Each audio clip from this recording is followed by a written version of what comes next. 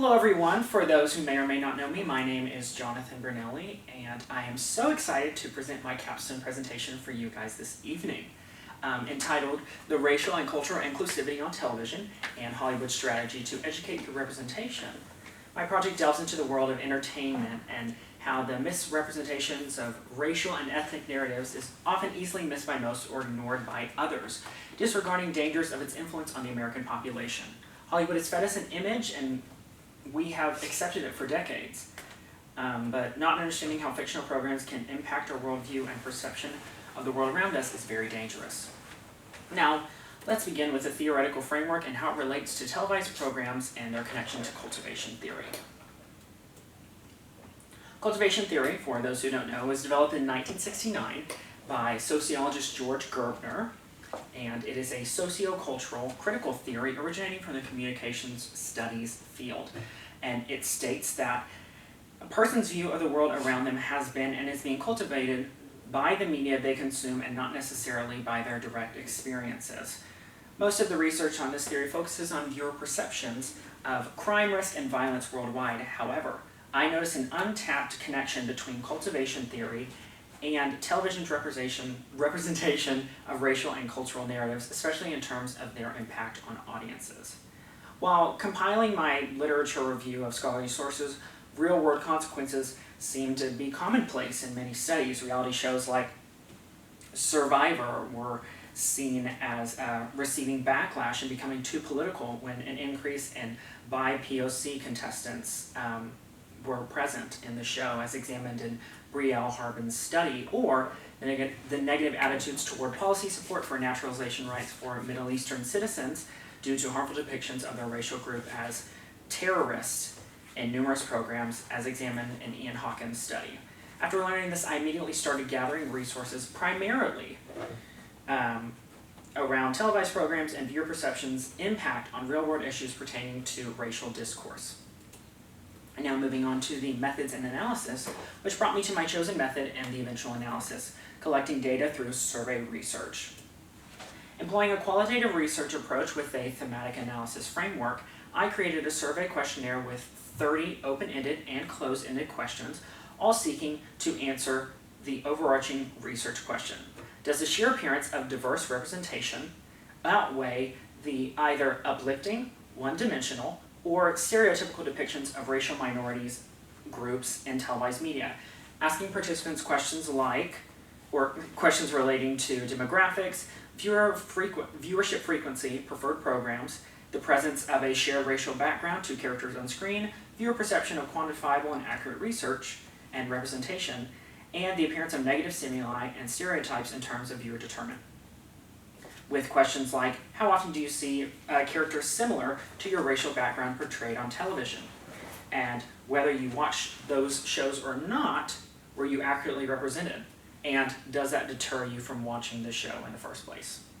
And also, do you think the appearance of representation alone, more specifically the representation of characters similar to your racial background, trumps how they're depicted?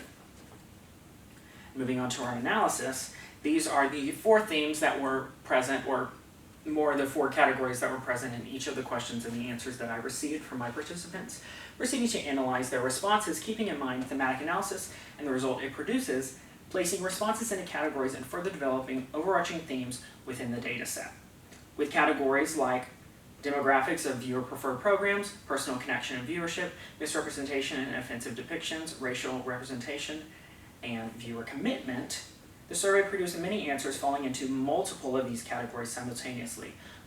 It was rich with subtext and a deep understanding of one's race, deterring cultivation theory's influence over certain racial and ethnic groups. Participants' responses consisted of thought-provoking anecdotes and statements painting a realistic picture of audience perception. One participant stated, "I primarily watch fictional shows, and I'm usually conscious of understanding the themes and tropes in media, and not allowing it to influence how I perceive the world," when asked about how they perceive other races in the media besides their own.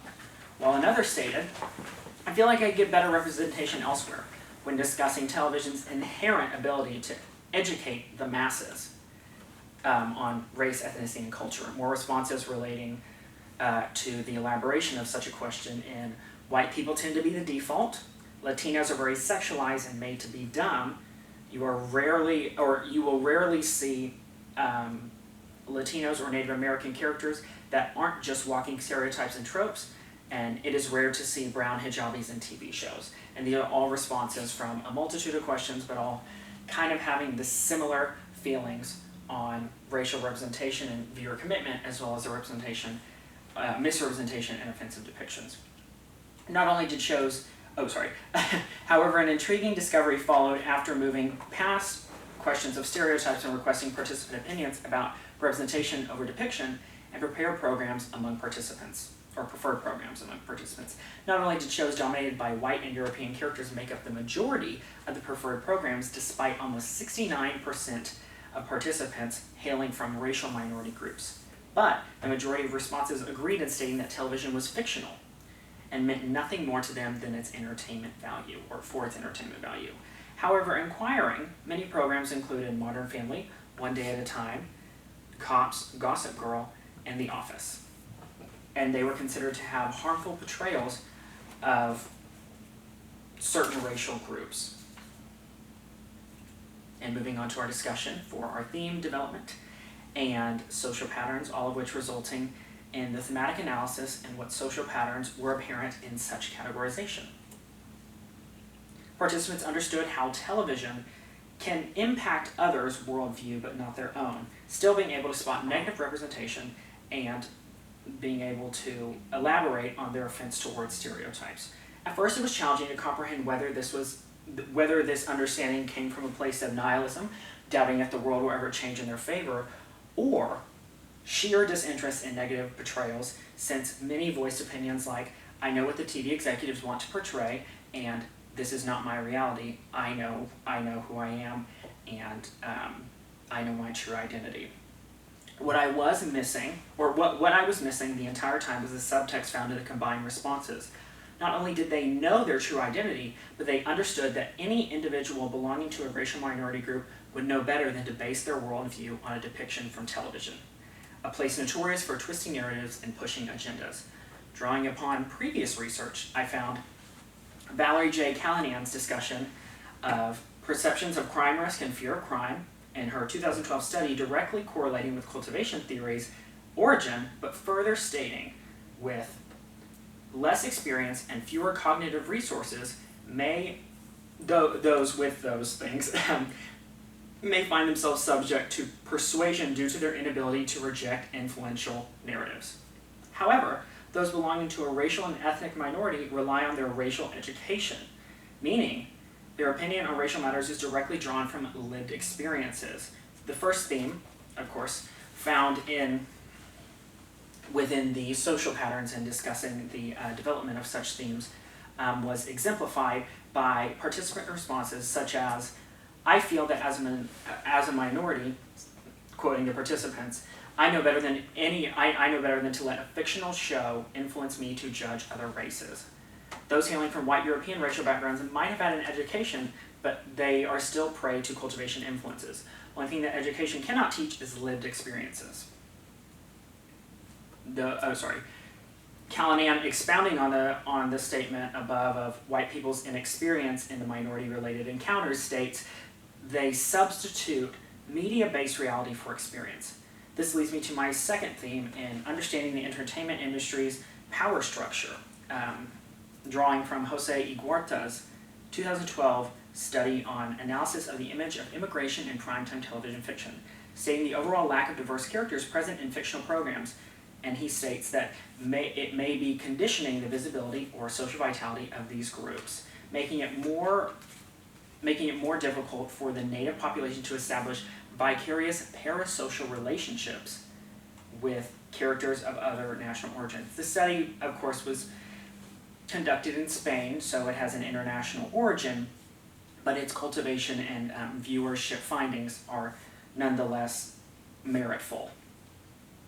But what many of the participants recognized was the rampant and uncontrollable nature of racism.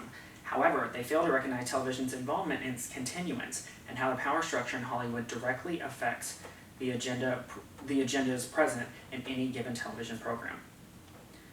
And of course, Rounding out my presentation with my final thoughts and future implications of this research field, I hope this topic is continually discussed, to be honest. Hollywood has a long way to go and deserves every critique it receives. However, progress can only be made when action is taken.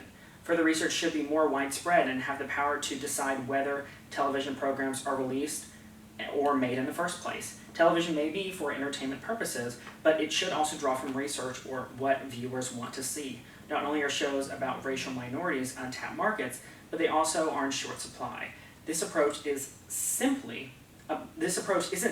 to regain good graces of a particular racial group. However, it is an opportunity to acknowledge the feelings and acknowledge such groups' feelings and offer a solution in doing better and creating a space where misrepresentation and stereotypes will not be existent and hold no space to be tolerated. Utilizing research as a basis in diversifying production sets with their cast, crews, directors, screenwriters, producers, and in any way, shape, or form will benefit the building of not only a more tolerable society, but one that acknowledges the history of cultivated media, as well as how far we have truly come in equity representation for all walks of life, reflecting the everyday world we are so fortunate to live in together. And of course, I would like to share a little bit from my portfolio, but before that, I have my references.